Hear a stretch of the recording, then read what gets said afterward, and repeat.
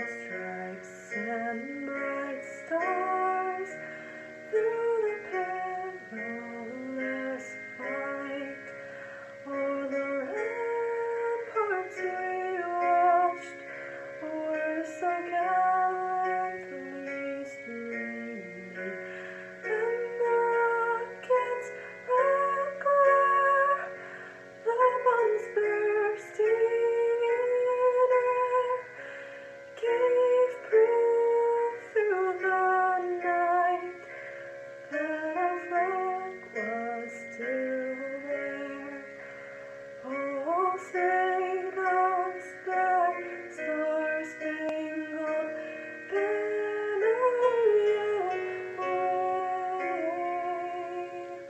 o'er the land of the free and the home of the brave?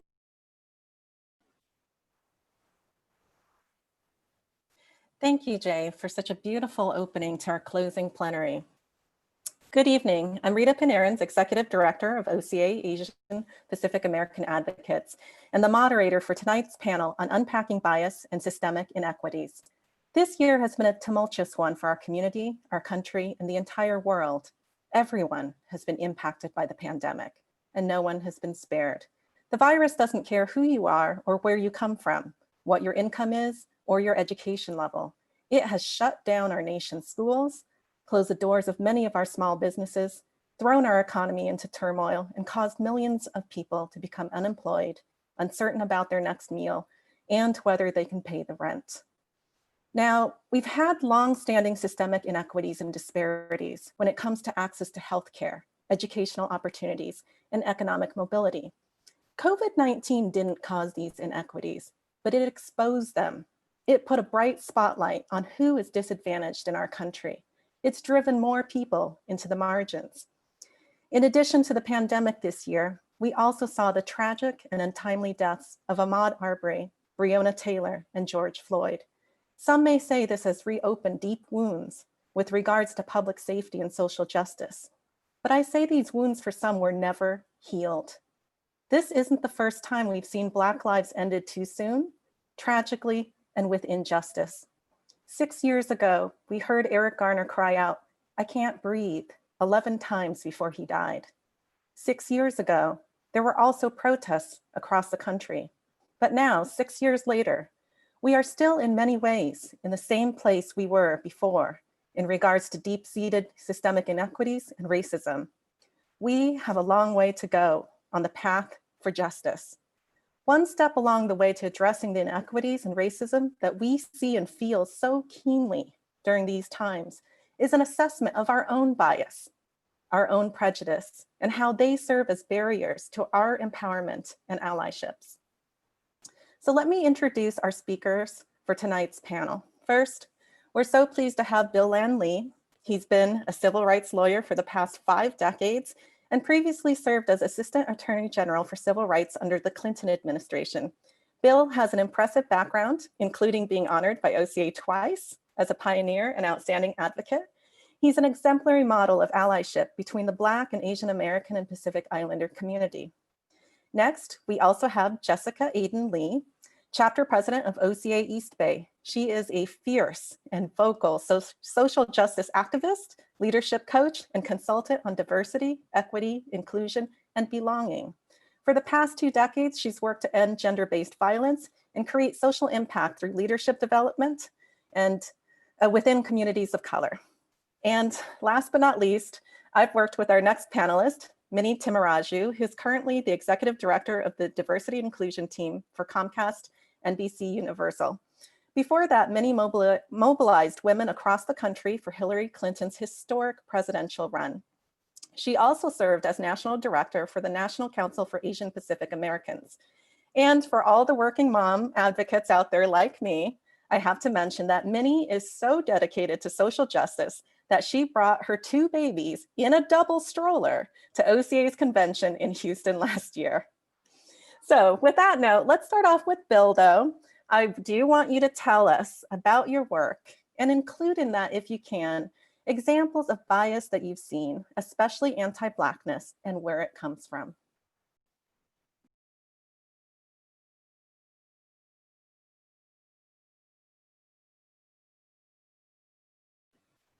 Oh, Bill, you are on mute. If you can click the unmute button in the lower left hand. Got it. Okay. Yes. Well, I've spent almost 20 years at the NAACP Legal Defense Fund, where many of my colleagues were African American, and all of my clients were African American. And so I could talk about a lot of things about my cases, but I thought I'd make the following point to start with, which is in the moment we find ourselves with the police misconduct issues that Rita mentioned, including watching a Black man die for 8.5 minutes,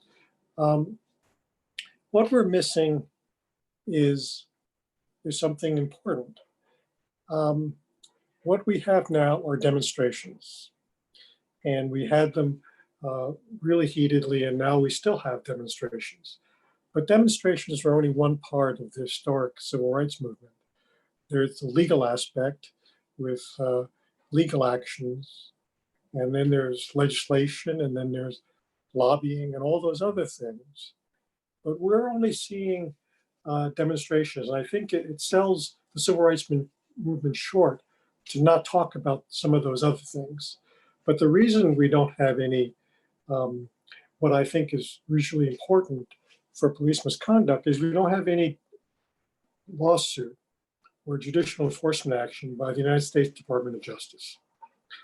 And the reason we don't have that is probably obvious to all of us, but it's an important part of it because the Justice Department actually has a special jurisdiction to bring cases when we have police misconduct.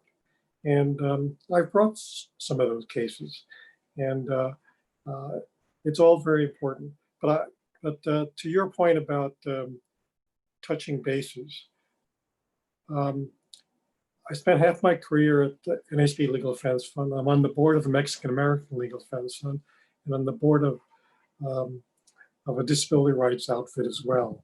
So my advice is we should get out there and be with our allies as much as we can.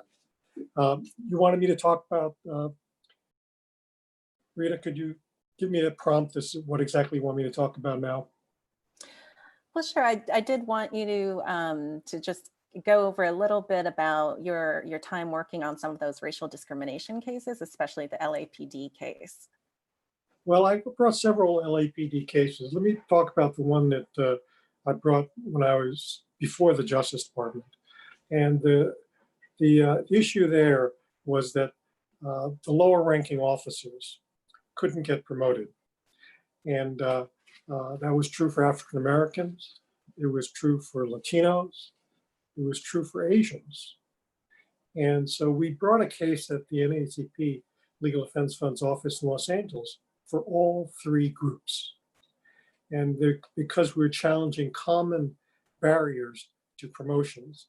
And these were promotions to decision-making jobs like sergeant, lieutenant, detectives, jobs in which an officer could really have an impact and beyond just being an individual officer. But as we know from today's situation, an individual officer can have a huge impact, a life and death impact.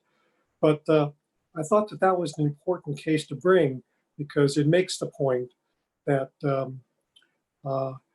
it's not just African Americans, it's not just Latinos, and it's not just Asians. Often it is all groups together. And but the second case I brought was a very flashy case. It was the largest police misconduct case the Justice Department had ever brought. It was 2001, and it involved the city of Los Angeles. And it's very memorable because at that point, I was from Los Angeles. And I can tell you in the history of the Civil Rights Division, I don't think an assistant attorney general ever brought a huge case against his own city. But I thought because the LAPD was so bad back then, and how were they bad? All the issues we're seeing now, stop and frisk, shootings, focused on minorities. It was just a terrible situation. But the Justice Department has the ability to bring lawsuits, to raise these issues, and more important, to be able to frame remedies to deal with them. All the ideas that we're talking about now were also talked about back then in 2000, 2001 about Los Angeles. Thank you, Bill. And Minnie, can you tell us about your diverse career and how it's informed your work? Thanks for having me. And I wanted to just add a note about why I brought my kids to Houston last year. It's because I'm from Houston and I'm a longtime member of the OCA Greater Houston chapter. So shout out to their leadership, Cecil Fong, Regine G. Calvert. Debbie Chen is responsible for my lifelong affiliation with OCA. So really proud of that chapter and all the incredible work they do, particularly in this space of coalition building and allyship. They've done really incredible work around immigration as well, as so critical right now in Houston. First, it's an honor to be on this panel with Bill Landley, who is an icon, and we all stand on his shoulders. I was reminiscing, I was trying to figure out what years Bill was in his role, because I think one of my earliest civil rights jobs was as a summer intern at the EEOC in 1997. So I think I remember his name and the excitement of understanding that someone who is Asian American could hold such an incredibly critical role at such a historic time for our country. So Bill, thank you for everything you've done and for continuing to engage with all of us. It means so much. So I started I like to think that my interest in civil rights started when I was a kid, and I was an Indian American kid in the suburbs of Houston. And I saw the movie, the Academy Award winning movie, Gandhi by Richard Attenborough. And as an immigrant kid, I was like, oh my God, this is incredible. Everyone in the country is talking about somebody from my home country. But that made me understand the nexus. That sort of opened up my eyes to the nexus between Gandhi and civil disobedience and the civil rights movement in the United States. John Lewis, Martin Luther King, and then Malcolm. That led me to read more about Malcolm X and to really understand my first beginning understanding in junior high of the connections between all of the social movements, right? So many of us as first or second generation, or even third or fourth generation immigrants can trace our movement, our interest in movements, but also the history of our movement work to our home countries, to other nations, to other traditions. So for me, it's been a lifelong fascination, starting in elementary school with Gandhi and reaching to now to just watching the moving remarks at Congressman Lewis's funeral. Or homegoing, that's a better way of putting it, right? Homegoing. My own career, I did some work at the EEOC. I started my career as a legal advocate at the Houston Area Women's Center doing domestic violence work, where much like Bill, the majority of my clients were people of color, mostly African American and Latino. I did a lot of work in legal aid and legal services, again, understanding the nexus of poverty with race. And even though I wanted to be very engaged with the AAPI community, most of my clients were Black. And it was the beginning of more eye-opening understanding of the nexus between poverty, civil rights, basic access to legal services. I got really passionate about campaigns. However, judges in Texas, I think a lot of folks know, are elected, and I came across some pretty rotten ones in my early career, and I got involved in some campaigns, and that really turned out to be my passion. I worked on campaigns throughout the South. I got a chance to work on some really pretty exciting ones. And then my campaign work led me to my advocacy work. I was at Planned Parenthood for a long time, which then led me back a couple of times to the Hill, and then to working on some national campaigns and within CAPA. So I think for a lot of folks who are younger, who are interested in these careers, what I'd say is there's a really incredible nexus between work in the campaign space, the social justice space, the advocacy space, and you can kind of go back and forth. Rita, you've done that. I know a lot of other great folks at OCA have done it as well. The exciting thing is that I never thought I'd end up in corporate America. And now here I am in this critical historic moment where we're really grappling with some really heady stuff for this country on race relations. So to find myself in diversity and inclusion at Comcast, NBC Universal in this moment has been really challenging, but also really exciting. I will say it's gratifying to have Ken Lee from OCA on our Joint Diversity Council. He's been a really important voice as we've been navigating these issues around race and equity for the company and beyond. I'll say just the through line for all the work that I've done to this moment is that a lot of diversity, equity, inclusion work, and I know our other guests are going to talk about this, has to do with coalition building, has to do with understanding how to put yourself in the shoes of another community. And I got to learn how to listen, coalition build, how to navigate systemic issues. And I know we're going to talk about systemic issues around race and equality in this country. And I learned that through law, campaigns, advocacy, and all of those skills and all those perspectives are really critical when you're trying to do this work in the corporate environment as well. I hope that answered the question. Yes, thank you, Minnie. And Jessica, if you can continue on that thread in terms of coalition building and some of the work that you've done within the different communities of color, tell us about your work and how it ties into similar to what Minnie and Bill have talked about in terms of being good allies. Sure. Yeah. So I think one of the things that I've been reflecting on recently is how I got into diversity inclusion work.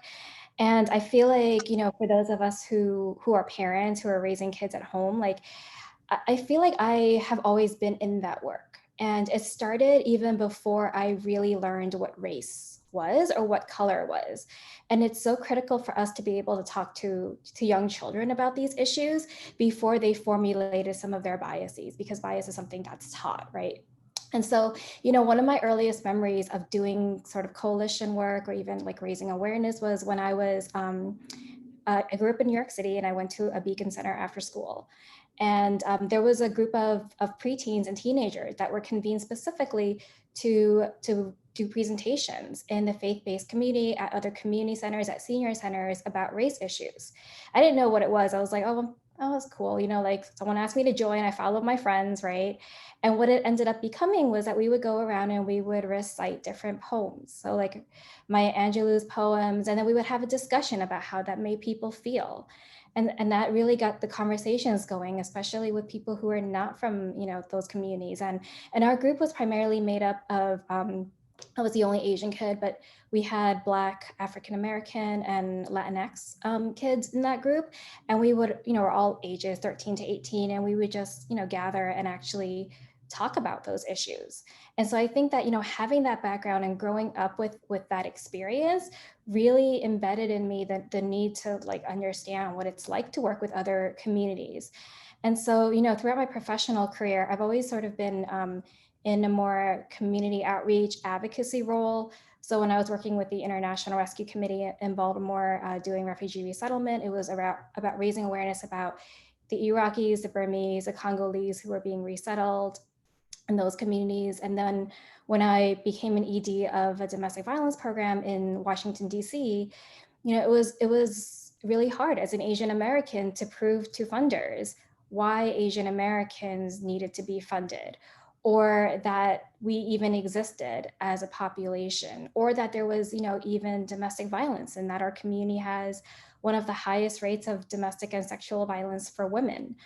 And so, you know, talking about that and doing cultural humility work and trainings with mainstream organizations that were seeing these cases became a really key component of the work that I was doing. And then, you know, I'm based in Oakland now, and I moved out to the Bay Area a couple of years ago to run a shelter transitional housing program for sex trafficking survivors. And it was such a different experience because I came into an organization that was primarily white. The full-time staff were all white. My board was white and Asian, but they were upper class. And, you know, whenever I went to a coalition meeting in San Francisco, of all places, it was me and a bunch of other white folks. And it was, really trying to navigate that space and really helping them understand that, you as a white executive director serving primarily the 4% of Black African Americans that are left in the San Francisco Bay Area, maybe really thinking about how implicit bias plays into the decisions that your organization is making, and really pushing, for equity and inclusion. So that's a little bit about the work that I've done on coalitions. And now, what I realized throughout my journey, my career, is that it's not enough to just do trainings, right? We have to actually change the culture of the companies, of the organizations that we're working in, and that it does start with the leadership. So it's not enough to just, create an ERG at a company and like put all the Asians over there, right? Like let them deal with their own stuff, and let's give them like a $500 a year budget to figure out their own stuff, right? Yeah, I see Minnie's reaction to that. It's also about like who's running some of these organizations, these companies, like what internal work are they doing for themselves, right? So that's the kind of work that I do now. So it's really about creating that culture change. So, I mean, I love what you shared, Jessica. And I think, what's been really is interesting for me to hear is that all of you have worked across coalitions and have had really great experiences with working with different communities of color. But Jessica, you said that when you were in rooms sometimes with all white executives, they don't always know that they have bias. They would like to think that they don't. And that's true for all of us. We like to think that we are open-minded, that we're not racist, that we don't have prejudices. So, how do we have that conversation? How do we even make it so that people are aware of their own unconscious bias? And that answer can go to any of you who want to take it. I think that unconscious bias and this idea of stereotyping are very powerful ideas.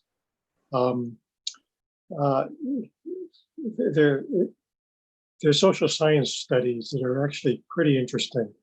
One social science study was that if you characterize a procedure, a test you give to Blacks and whites as an intelligence test, whites do better, Blacks do worse. If you call the same test a test of athletic prowess or strength, Blacks always do better, whites always do worse. The lesson is that the stereotypes, the bias, don't live in just one group's mind. They live in both groups. And then Asians were also studied this. And basically, if whites and Asians took a test and it was told they were an intelligence test, Asians always did better. Whites always did worse. If they were told, both groups were told that it was a test of athleticism or whatever, whites always did better, Asians always did worse.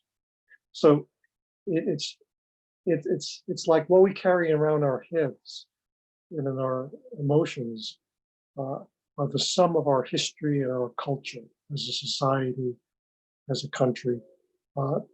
It's kind of interesting because you can present these ideas in a way that doesn't single out one group as a bad guy and the other group is not a bad guy. It's a problem we all have. And I think that that's actually a good way to talk to people who think they don't have biases or stereotypes, because we all have them. And actually, all of us have the same ones, pretty much. Yeah, I want to piggyback off that. So I would say that, okay, so it's totally not PC, but has anyone seen the Broadway musical Avenue Q? Nobody. There's a song in it. There's a song in it called "Everyone's a Little Bit Racist." The whole show is incredibly off color, so it's supposed to be mildly offensive. It's made with like Muppets. Anyway, I digress, but it's an important point. we're in a moment where a lot of people are talking about, not really talking about, are you racist or are you not racist, but anti-racism, right? And the concept being, and Jessica can probably talk more about this than anybody, but the concept being that we live in a system, and I know we want to talk more about that, but we live in a white supremacist system, right? And that means, going to Bill's point, we all have these biases. We were all raised within these systems of oppression, and we all have them. So it's important to get past the niceties of being worried about being called racist or not, to the actual real hard work of dismantling the white supremacist system we're in. And that's a challenging thing to do in corporate America. It's a challenging thing to do, however, in progressive America. Some of the progressive organizations and some of the nonprofits I used to work with are having the even more challenging reckoning, I think, than those of us who are in corporate America, who are assuming that these systems are in place. You know, because we're working in a capitalist system, we assume some of these things are there and we have to dismantle them. I think it's harder for our progressive colleagues to really admit that these systems are in place and that we're perpetuating them with majority white boards and majority male panels on conferences. So I could go on and on about it, but I think unconscious bias and understanding it is only the first step. A real understanding of the policies that perpetuate these systems and how we dismantle them in a way that is not just fair and equitable, but that's rational and the right thing to do, I think, is the real conversation for all of our organizations, society, et cetera. And it goes back, I think, to Bill's point about protests are important, but we have to be looking at litigation, legislation, et cetera, and looking at larger systems.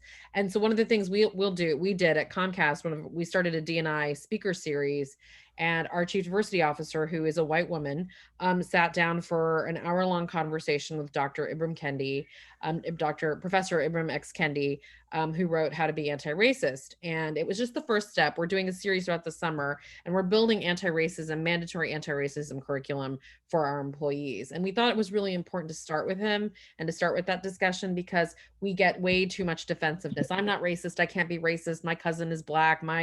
I'm married to someone Asian, yada, yada, yada. It's not about that. We've got to get beyond that. Yeah, and I would just add that, you know, in the current climate, the word racist has become such a negative thing that everyone's like, no, I don't want to be anywhere associated with that word. And bias is sort of like that. But if we look at the definition of what bias is, it's not negative or positive. It's a neutral word. And it's essentially something that, you know, you have been conditioned to think based on past personal experiences, right? And so if we all think about it, I'm sure all of us on this panel can think of like a positive bias that people have had or that others have had about us. And the thing is, like, it's about dismantling the unconscious bias that inadvertently causes harm, I think. And those are the conversations that we don't have enough of, or even think about where some of these biases have come from. Thank you. So I want to follow up on something Minnie said about how we perpetuate systemic racism. And you gave one example of a majority white board. So I'll open this up to any of you. What are other examples of how we, either as individuals or organizations, may contribute to systemic racism, knowingly or not?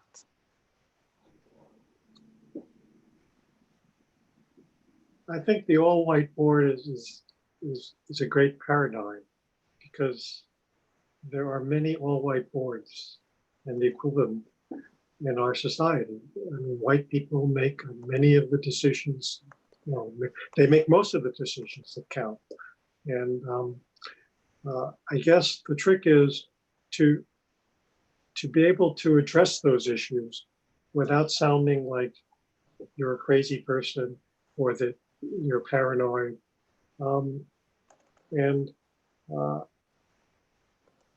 Systemic discrimination is a hard thing for people to buy.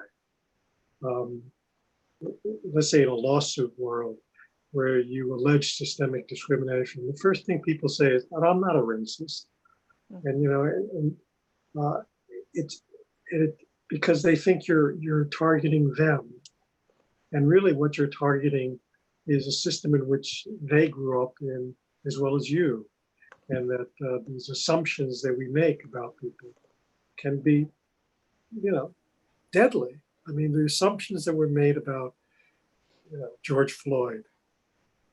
Just think about that.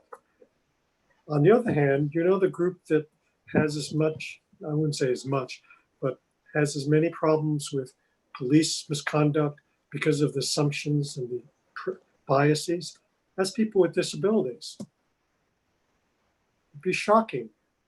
Shopping bag ladies get killed a lot by the police because they don't know what to do. Because you have people with mental disabilities misbehaving or behaving in unexpected ways, and they get shot. It happens to a lot of Black people, but also happens to people with disabilities. So it sort of makes you wonder, and maybe that's a good way to deal with it, that we're not just talking about race, we're talking about, the outliers, because minorities are outliers in some way, and they don't get treated, the way the dominant group does. I'll add another example to Bill's, and I'll talk about, Rita, it's one you know exceptionally well, and it's how we perceive education and quality of education. I'm going through the process right now, trying to figure out where are we going to live so my kids get to go to the best schools, right? But this concept of what the best schools are is inherently built into segregation, redlining, the whole. If you don't understand, there's a great show on called Adam Ruins Everything, where they have this guy who like ruins concepts of like, oh, the suburbs are great places for good schools. Then he talks about redlining. It's very accessible. I love it. A lot of teens have been watching it. I think it's great.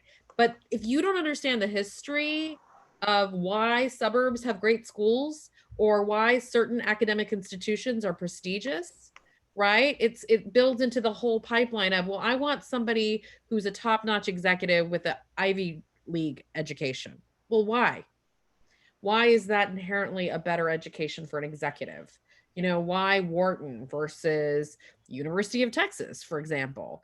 And I think, again, Rita, you're the expert in this topic, but there's so many systemic problems with the way we fund education, the way kids get into college, the way education is made accessible, that are so inherently tied to racist policies that we can't even talk about like what's a great qualified person in the corporate environment without tapping into those issues.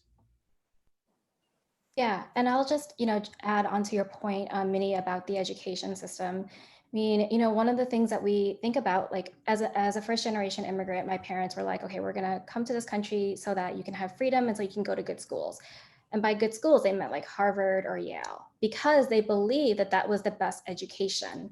I went to an Ivy League graduate school, and I can tell you it was not the best education that I had. It was good education, but part of what I think our community doesn't realize is that you go to those schools for connections, not necessarily for the quality of education, right? I mean, also thinking about, affirmative action. I know that there's a lot of controversy within some Asian communities about affirmative action in and of itself, right? And like when we as Asian Pacific Americans don't support affirmative action for everyone, then we are upholding white supremacy.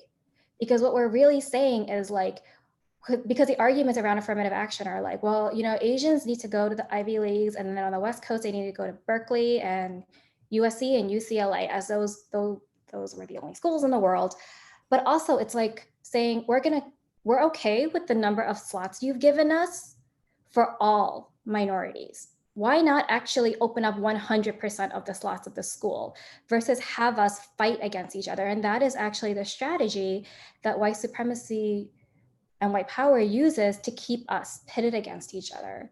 I mean, some other, examples that are definitely going to be controversial for this audience, but I will share them anyway, is Minnie, you mentioned earlier about about Eric Garner's case, right? Okay, so Eric Garner's case in Staten Island in New York, he was killed in a chokehold by a Black police officer. I grew up in New York. I have witnessed police brutality on the Asian community.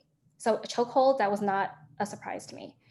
But a little while after everyone was like protesting about Eric Garner's case, Peter Liang shoots a Kai Gurley in the projects in the Bronx. And there were segments of the Chinese community that came out in support of Peter Liang, and basically saying that, you know, it was discrimination against a rookie Chinese officer, and that their stairwell had no lights. And so, like, why are we going to have the NYPD, who acted very quickly to prosecute Peter Liang and make him pay for a crime, when nothing happened to the officers in Eric Garner's case? And so the issue with that case specifically is that it's not, yes, I understand it's about discrimination. I believe that the NYPD scapegoated, but they purposely did it so that we would fight one another, instead of actually saying, like, everyone, all police officers that kill people should be prosecuted.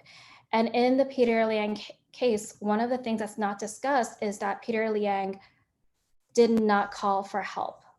He and his partner stood in the hallway and had a discussion about how they were going to cover it up. And that's something that's also not discussed. And in a way, by when our community stands up for certain things like that, other communities begin to ask, like, where does the Asian community stand? Do they believe that they're white? And that's when we get accused of not being people of color. That's when we get accused of actually supporting and upholding white supremacy. I mean, another example in New York is with the specialized high schools. And I went to a specialized high school. And it's very similar to the affirmative action case in that, you know, we have to look at not just why there are so many Asian kids in the specialized high schools, but how is public education actually funded? And what is it about where the Black and brown kids grow up in New York that don't prepare them to know how to take a test? Because that's really what the test is about. It's like you test to know how well you take a test, like the SATs. So I think, yeah, those are really controversial issues, but I think that the controversy around those issues is also what's upholding white supremacy. So Bill, Well, you look like you want to say yeah. something. Well, I think we all have the same backgrounds, actually. I'm from New York, and I went to a specialized high school. I went to Bronx Science. And I can tell you, back then, you know, in the 60s, it was probably 85% Jewish. And, you know, it was probably 10% Asian. And then the rest was everybody else. And the purpose of school is to sort of train leaders for the city. But, you know, it wasn't doing that. And, but my public school career had started earlier. We were tracked from the 3rd grade on. I remember we had to take a test in the 2nd grade, be placed into the 3rd grade. And this class was pretty much predominantly white, except for 2 Black kids, 2 Latino kids, and 2 Asians. It was that way year after year in elementary school. You know, that's not quite how you should do things. You know, Black kids and Latino kids, who were a majority of the students in that school, and they were, you know, becoming a majority in the school system as a whole, they were really shut out. Yes, it's a difficult question, particularly for minority families, because they put their heart and soul and all their money into getting their kids into Bronx Science, so the kids could go to an Ivy League school. Or they go for Stuyvesant now, not science, but little New York City peculiarities. But you know, these are tough questions, and you know, being minorities puts us in a kind of special place, actually. Being a non-Black minority, being immigrants, I think it puts us in a special case. And at some point I could tell a little story about my mother, but anyway. Well, I mean, I think I want you to go a little bit more into, like, you know, because we are in a special place, right? We're viewed differently. There are groups trying to use us as a wedge.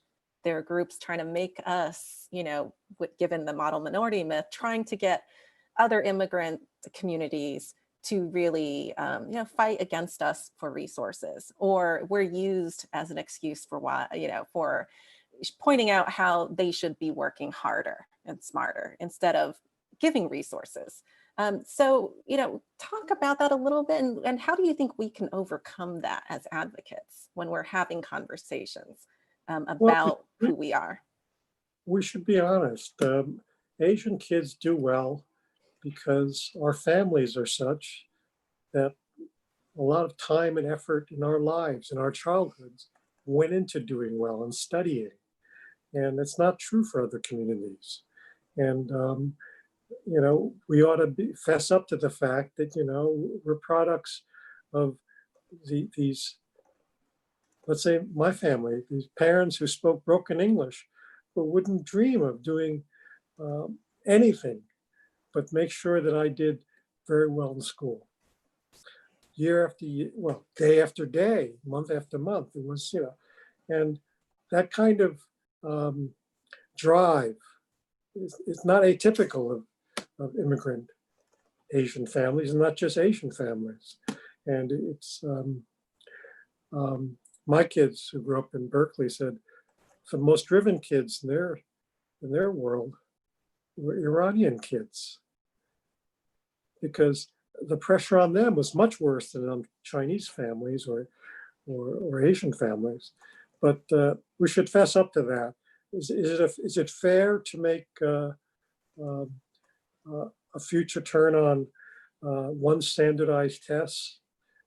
No, it's not. I mean, I could go on and on, but I think Well, and I think it's tied to immigration patterns and history too, right, Bill? I mean, like my parents, one of the things that really people don't understand, and again, I know Rita, you've done a lot of work in this space, is based on your immigration, the reason for your family to immigrate here and the benefits you received as an immigrant. I am a classic quote model minority kid. My dad was a highly coveted engineer in a very specific specialty who was recruited and brought to the United States, right? So not only did we have a lot of the qualities that Bill was talking about, we came here under a specific immigration rule that was the benefit of a big civil rights struggle, but that specifically targeted Asians who are highly specialized with certain backgrounds. That's not the same immigration status as other immigrants and refugees, and that's not the same history as our Black brothers and sisters, based on their immigration patterns or their lack of immigration. The fact that they've had everyone should be reading the 1619 Project. Everyone should be understanding the history of how we all came to this country. And we haven't even talked about the indigenous communities. So it's foolish when our communities get a little bit, we should own it, absolutely, but it's foolish when we think that we've done all of this on our own. A lot of this is specific policy that targeted our communities to come here in the ways that we did to meet roles in this country that were economically necessary. I have plenty of extended family in India who couldn't make it here, who are trying very hard. I have current family members who are here on H-1B immigration status that are almost like indentured servants for for some of the big companies, right? I mean, if you don't understand the policy behind why you got to come here or why you were forced to come here, there's just a big piece of the conversation missing. Yeah, and I think that it's really important for us to really reflect on the different privileges that we hold. I mean, I was lucky in that for like most of my life, I was in a 2-parent household with 2 incomes, and that I went to schools because I went to a good public elementary school and junior high school because I lived with my aunt before we moved out, and they were lucky in that they lived in a good neighborhood because they got in there early. And so that meant that, my textbooks were only 5 years old versus I know some of, the Black and, Latinx kids that I was friends with growing up, they were lucky if they even got a textbook that had all the pages in it, or that they had school supplies or things like that. And I do think that it's really important for us to look at immigration policy even now in terms of like who's benefiting from it, and then like how are things actually being funded, from education to healthcare to all of that. I mean, we talked a little bit about policing earlier, and our police departments are funded to do mental health, but I don't think that they're trained to do mental health in the way that we want mental health providers to be trained to do it, right? So I think a lot of it does go back to policy advocacy work. Thank you for that. And I like how everyone's been talking about how the, the challenges that we certainly see across immigrant communities, right? I want to pivot a little bit and, make sure that we have enough time to talk about how do we become better allies, knowing that we have shared problems, shared challenges. So what specific actions can we take either at the local or national level so we're not back here in 5 years talking about this again? Well, I'm a lawyer, and unlike many, I haven't branched off to do other things.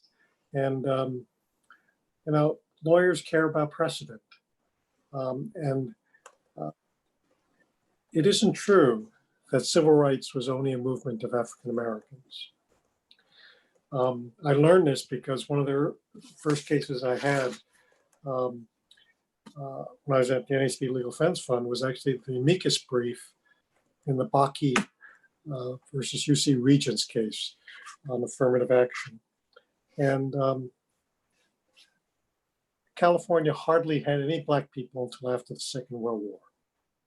What they had were Chinese who in the 19th century earned into the early 20th century with a predominant minority group. And they were subject to the same things that African Americans were subject to in the Jim Crow era. And the Chinese brought cases. And the most prominent one is this case called Yickwo versus Hopkins. It's a case about laundrymen. My family didn't come under any favored immigration status. My father crossed the border at the Detroit River to get into the country. And he turned left instead of right because he wanted to avoid California. He went to New York. And that's how we ended up in New York. But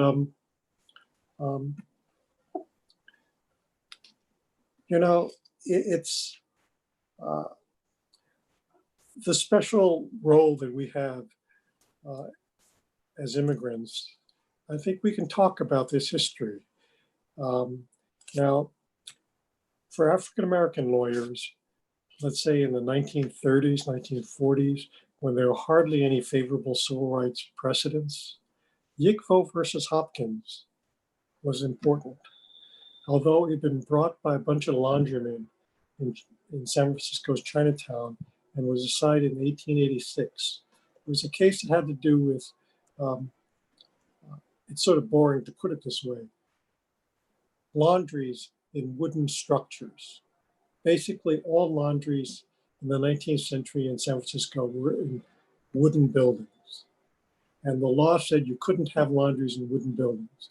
But the law also said the city of San Francisco could make exceptions. The city made exceptions only for white laundry owners and never for Chinese. And you wonder why. Well, it was obvious. So the Supreme Court actually issued an early decision under the Equal Protection Clause of the 14th Amendment. It, for decades, was the only favorable decision under the Equal Protection Clause. It said a law that was administered with an evil eye and an uneven hand couldn't stand. That concept could be applied to a lot of things. And eventually it was applied by the lawyers who brought Brown versus Board Education on behalf of Black kids to this idea that you can't make these decisions, these discretionary decisions, all to disfavor a group. And so having that precedent was an important thing, although it came out of this community that no one ever thought would file a lawsuit, much less win a case in the Supreme Court, and try to do that year after year to improve themselves. Thank you, Bill. But I was just going to ask, for those of us who aren't lawyers, Minnie, Jessica. Non-practicing lawyer. Yeah, Minnie is part of the club. Yeah. And also I'm a Cal grad and did Asian American Studies with Ron Takaki. So I know all these cases you're talking about, Bill. And it's important. It's important. So I would say this, if you're not a law grad, you don't have to become a law grad, but number one for allyship, you have to know your history.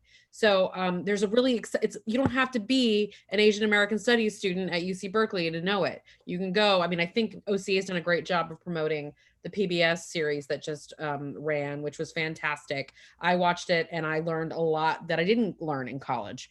And I didn't learn in all the years I've done organizing in the AAPI community and ANHPI communities. So I think it's important to know your history. I really liked Bill's suggestion about serving on boards for other organizations. Most of my board service has been for progressive orgs, Asian American and Pacific Islander orgs, or women's orgs. But now I'm thinking I really need to do a better job of seeking out other opportunities for service. For more, but you don't have to do those big grand things to be an ally. I recently interviewed a really remarkable woman. Her name is Karen Catlin. She's a white woman, a former tech exec at Adobe, who's founded a website called betterallies.com. And I really love it and I'm promoting it. And here's why. She's, as a former woman in tech, she's created and cultivated a list essentially of allyship techniques you can use on a day-to-day basis in your workplace and in your everyday life. And she puts out a newsletter. So if you go to betterallies.com, you can follow it. You can read her book. What I like about it though, there's nothing particularly unique or extra special, except that she's distilled a lot of these basic concepts into, hey, here's something in the news that you could talk about at work this week at the water cooler that would show interest in your colleagues who are different than you. Here's ways you can amplify voices of other people who are being marginalized in your workplace. Hey, do you notice that there's a person on your team who never gets assigned, the special project? Maybe you could be the person to invite them along when you get assigned it. It's basic stuff. I think it's important to demystify allyship. It doesn't have to be big things. It can be very small, intentional activities that you focus on in your day-to-day life that show the people around you that you're thoughtful and that you really do want to be part of their community and you want to be an advocate for your entire ecosystem, whether it's your workplace, your school system, your neighborhood, etc. So that's where I would start. Yeah, so I just want to echo what Bill and Minnie said. I mean, on opening night of the virtual summit, we, had Erica Lee and other experts talk about needing to know our own history because our oppressions are tied together. I mean, as Asian Pacific Americans in this country, we've had a lot of similar experiences as a Black African American history. We've been enslaved, we've been lynched, we've been brought over in the same slave ships that brought over people from Africa. We've been segregated into schools. We've been prevented from property ownership, prevented to the right to vote. We've had our citizenship status taken away from us. And so, it's really important for us to know our own history, especially for those of us who are newer immigrants, at least a history of our people in this country, because that's how we begin to really break down the barriers that have been put there, by people in power. In terms of like the local level, some of the things, and I'm a little bit of a troublemaker. So I'm going to say that I think we need to move beyond allyship. We have to actually become co-conspirators and we have to become accomplices. I mean, like John Lewis, right? When he walked over the bridge, he got beaten, right? For us, if we really want to dismantle systemic oppression, if we want to end racism in this country, we have to be willing to risk something. Allies are people like they wear the pins, right? Like they have the nice little pins here, they have the nice little things on Facebook, right? And it's like, okay, you put that all away, right? Like, is that actually changing the movement? I'm not against pins or anything like that. But Bettina Love has this amazing book that talks about abolitionism and in education. And she talks about how allies, they read all the books, they read the books even before the book exists, right? But they don't actually put enough on the line. And so, it's about taking a risk at whatever cost you can, right? So, we have examples of people who, Asian Americans who have taken a risk, like Michael Kwan, right, who was part of the OCA family for a very long time and recently passed away, judge in Utah. And he was suspended for certain comments that he made. And he knew that he was taking a risk by making comments about the president, because in that role, he wasn't allowed to. That's what co-conspirators and that's what allies do. And it does actually shift things, like it makes a shift in the movement. And that's why we're beginning to see some of the changes right now in terms of like people coming out and you know, like causing, as John Lewis would say, it's good trouble. I mean, other things that we can do, you know, if we are you know, leaders in our organizations, managers, directors, is we can challenge the status quo. Like, so many of our processes and our structures, from like who gets to be on our board of directors, to hiring, to how our programs are, to who we serve, to how funding is provided, are all modeled to uphold white supremacy.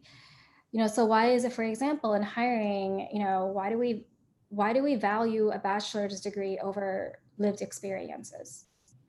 You know, or why do we say you have to have a give and get, as though the money is more important than your own experience as a domestic violence survivor on the board, right?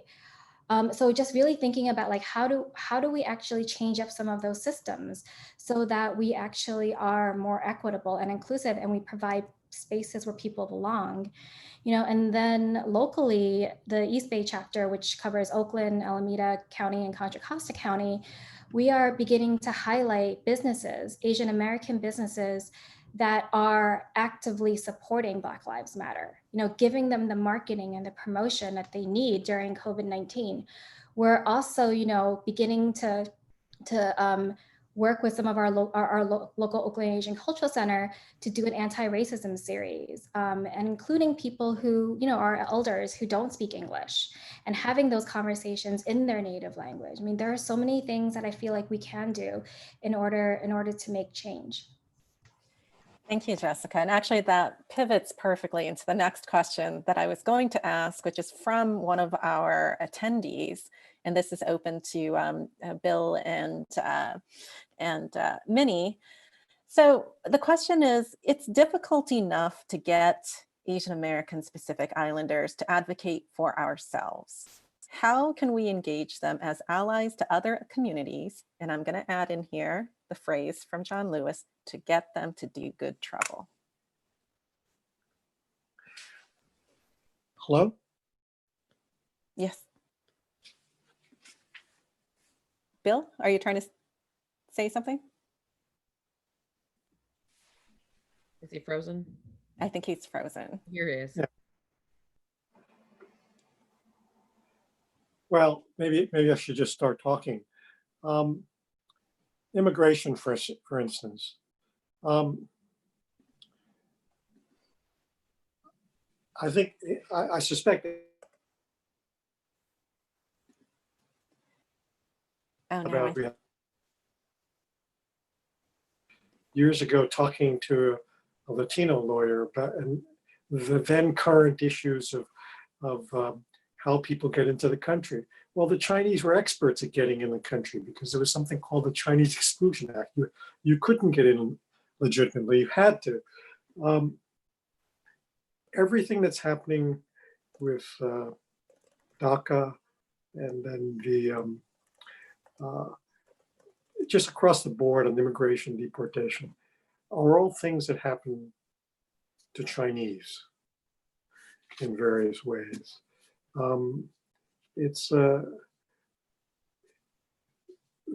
There is no hurdle to our standing with Latinos on those issues. They are the group in which the immigration laws are being used against now, but we've been there before.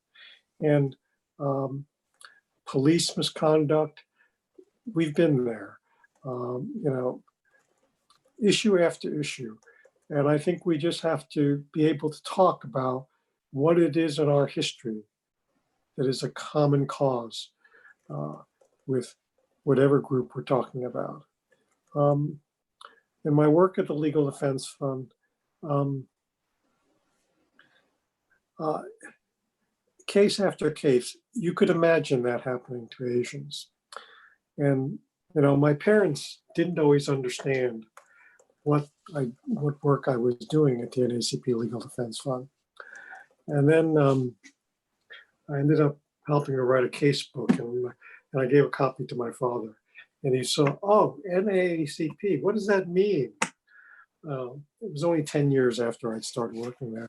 And I said, colored people, and National Association for the Advancement of Colored People. And he looks at that, stops and pauses and says, Wong Jong Gun. Oh, yellow-skinned people, I understand that. And, you know, and then the other thing he said was, it's government work, isn't it? Yes, it's work that government should be doing. But yes, there are a lot of things. I think there are ways, getting back to fundamental issues, in which we can make these sometimes complicated seeming issues, when they're stripped down, they're about people, and they're about people. And in the past and in other places, they're about people who look a lot like us. So I'll add to that. This actually goes to, so that was spot on. And I was laughing, Bill, because my dad, it's Asian parents, Asian American parents are the same generation after generation.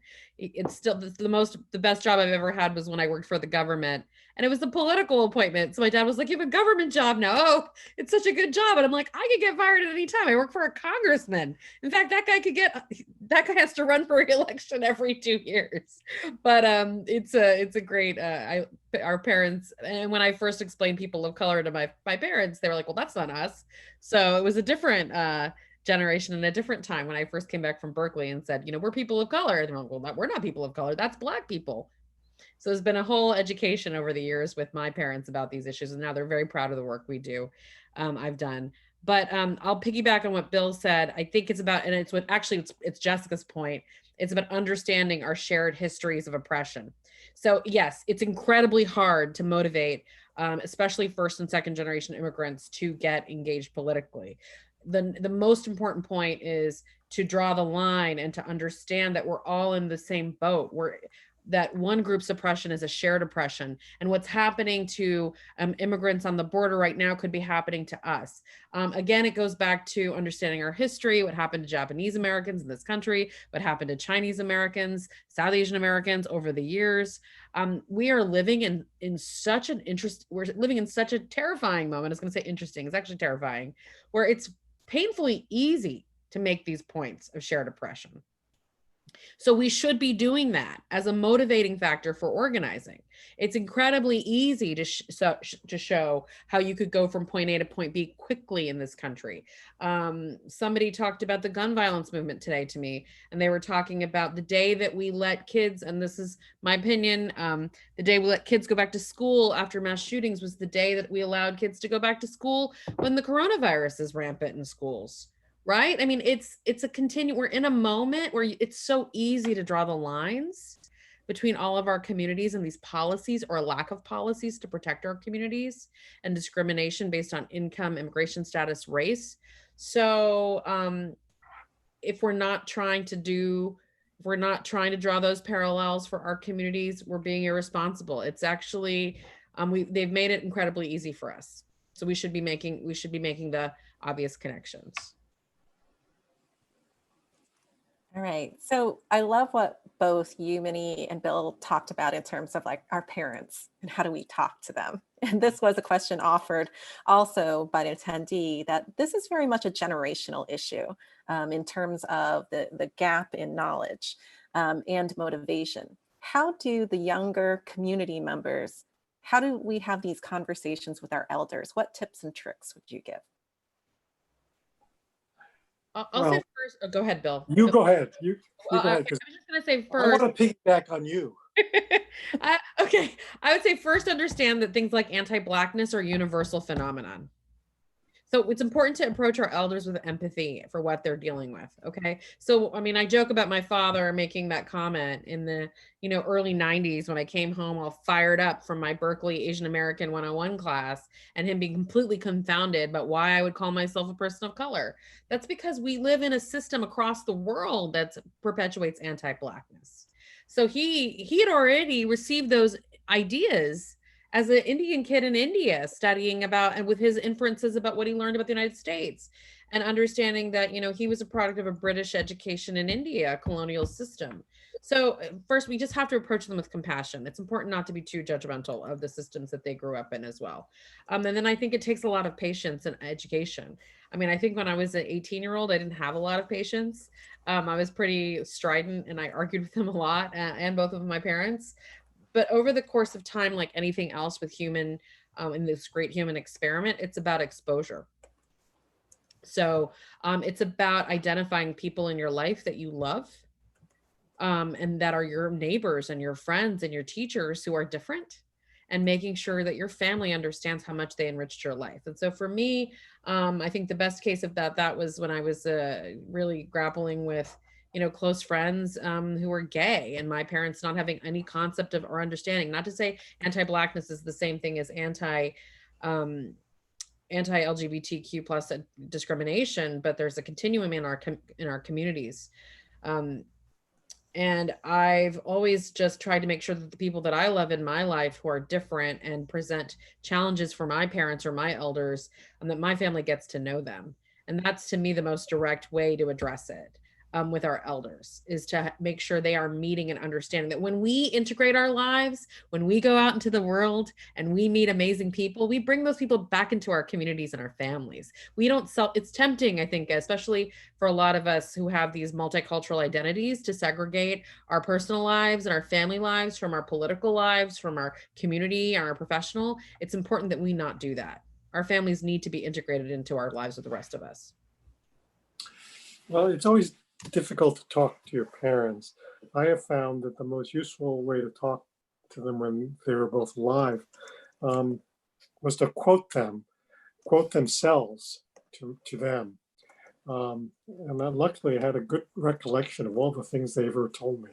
But my mother said to me when I was 5, and at that point, she had been in the country for 5 years. 4 of those years working in a laundry. So, you know, she hadn't seen that much. But we were standing on a line at the A&P to check out. And she saw this Black family on the line too, and then turned to me and said, you know, Billy, well, she didn't say it. She used my Chinese name, I tell you. So she said, you're going to have a hard life. I said, really? What are you talking about? She said, you're the darkest one in our family. My mother, it is true, was very conscious of her fairness, relatively speaking. But it sort of was mind-blowing that she would actually say something like that to me. But she pointed to the African-American family and said, you know, basically she was, you know, she's saying, you know, they're at the bottom because of their color. And you're in danger of being on the bottom because of your color, which is like, she thought I was, you know, dark enough to be African-American. I think that was a little exaggerated, but you know, it's interesting quoting themselves to them, yeah, I think they got the point. But 5 years in the country, she knew who was at the bottom, and she knew why they were at the bottom. I would just add that, you know, for me, it's actually more effective because my parents are like 70, in their 70s. It's actually been more effective for me to try to find someone from their generation to talk to them than for me to actually talk to them. I think I think for me to find someone who is a little bit more woke, who gets who has a little bit more information about history of Asian Americans, it actually resonates with them differently. It's sort of like for us as adults, right? Like if a 10-year-old try to convince me of something, it's gonna take them probably longer for me to believe them, right? I mean, I don't know, you, Rita, Minnie, you know, you two have young kids, right? Like if your kids try to convince you of something that you know is probably not true, it's going to take them a long time than for someone who, you know, is in my generation, who has a little bit more information to convince me. So I've used that as well. But I do think the universal thing, I think that's those are both really good points. So the takeaways are, you know, quote your parents back to them. No, but, you know, use their life stories to prove some points and to get others in their generation to talk to them. But I do want to go back to, like, the most important thing to my parents when they came to this country was raising me. And whenever I've introduced them to someone who I don't know that they would necessarily agree with or be comfortable with, who's been profoundly impactful for me, they look at them with a whole new light.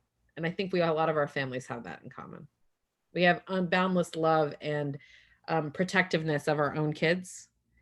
Our kids grow up in these communities. And if we're not advocating for every other kid in the community, that's always been, I think, the most compelling thing from my parents. Once they understood the ecosystem, we were all in together. I like the idea of talking to them about their own life stories. My late father-in-law was an electrical contractor in Hawaii, and he kind of forgot how he became an electrical contractor, but well, I'll confess, he was Republican, and he was actually a very prominent Republican in Hawaii, but he forgot why he had become this wealthy electrical contractor in Hawaii, and I'm actually not a bad listener, so so I had heard him talk about his life. Basically, he had worked at Pearl Harbor when Pearl Harbor was bombed. Actually, that was the day they got married. My in-laws got married, but he could never get ahead because he was Chinese. He was Asian. He was just never going to get promoted at Pearl Harbor. So because of that, he just left and started his own business. And so that's how he, but I think being reminded of why, the problems he had at a time when Hawaii was different kind of place than it is now. I think that helped him when we talked about African Americans or gay people, or I think it helped him understand it.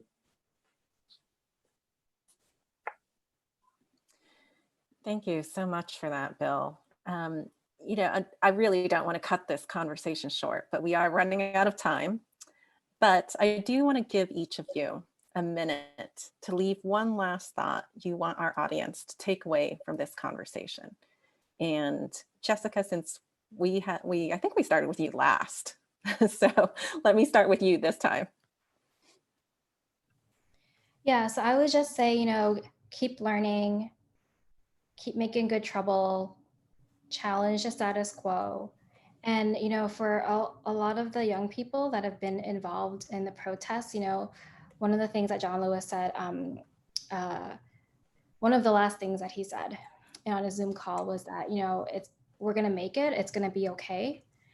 And just to really keep that in mind. And yeah, feel free to reach out to me if there's anything that I can help with. So we're here for you. Minnie, would you like to go next? Sure. I'll say, first of all, I agree with everything Jessica said. And I think, and to piggyback, there's a great New York Times op-ed that he wrote that they published the day of his homegoing, which I encourage everyone to read. It really made me feel better. Instead of feeling sad, it also made me cry a little bit, but it made me feel you have to have hope to do this work. So I'll say, if you're an OCA member and you're listening to this conversation right now, you're already doing the work. So congratulations, and you should sit with that, and you should be proud of that work. You're part of a very long civil rights tradition, and you should embrace that and be proud of that. However, something I've been grappling with myself, and I've been recently educated, is that this work will always make you deeply uncomfortable. If you're constantly challenging yourself and pushing yourself, you will sit with discomfort. This has been the top question a lot of our white colleagues at my company have asked is, you know, how do I do this? How do I do that? I'm a little uncomfortable having this conversation. I'm uncomfortable with this. And over again, our fantastic trainers and mentors have said, that's good. It means you're doing the work. And that's important. So while you're doing great work, and there is hope, be ready for it to be uncomfortable and for it to be tough, and don't be turned off by that. And when your parents or the people you're working with say, I don't know, it's a little awkward, I'm not sure, you should say, that's good, it means it's working. And get comfortable sitting with your discomfort. That is a lesson I am still struggling with, because we want it to all feel good, right? We're sort of an instant gratification culture. I protested and I feel really fired up, but now we didn't win this election, or I worked on this, but I didn't get the outcome that I wanted. It's easy to be discouraged. So get ready for a little bit of in your struggle for good trouble and great outcomes, a little bit of discomfort along the way. And that's good. My perspective is a little longer, and because I'm older. And it's made me feel very good about supporting children, my nieces, you know, when they do things that for them are risky, but, you know, they're supporting, they're doing the good trouble that John Lewis talked about. I have a niece who works at Spotify. Yes, she's our corporate person. And, you know, she just wrote this memo on her own, you know, on behalf of her team, that we should all be supporting Black Lives Matter. And, you know, and she, you know, she's not a lawyer. She's just, you know, she's a business person. So, and, you know, she was giving all the reasons. And then, you know, she said, you know, people think we don't speak up. She meant Asians, but it's important we do that. And then there's my son, Nick. I think some of you know Nick because he worked for OCA for 2 years. But when Nick was in college, he was president of this fraternity. University of California, San Diego has so few Black students that they never had a fraternity option. So he invited Black students to join the Asian fraternity.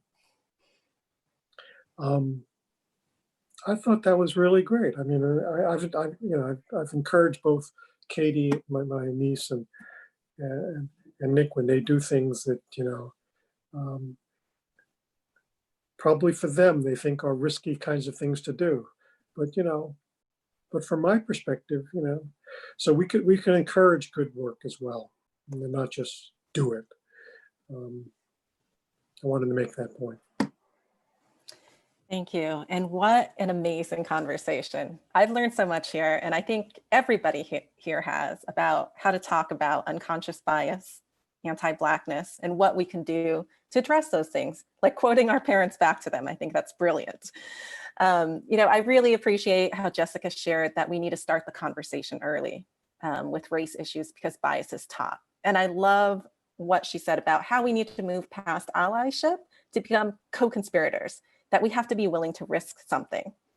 And Bill reminded us that it's not just African Americans, it's not just Latinos, it's not just Asian Americans. In his work, he's seen that it's often all groups together, right? And then Minnie was telling us, you know, through her work, that a lot of the diversity, equity, inclusion work has to do with coalition building and putting yourselves into the shoes of another community. And I particularly liked when she said, don't worry about being called racist, because the important thing is figuring out how to dismantle it. So I want to thank all of you, Bill, Minnie, Jessica, you know, for your time and your generosity in sharing your wisdom, your passion, your love for pursuing social justice with us.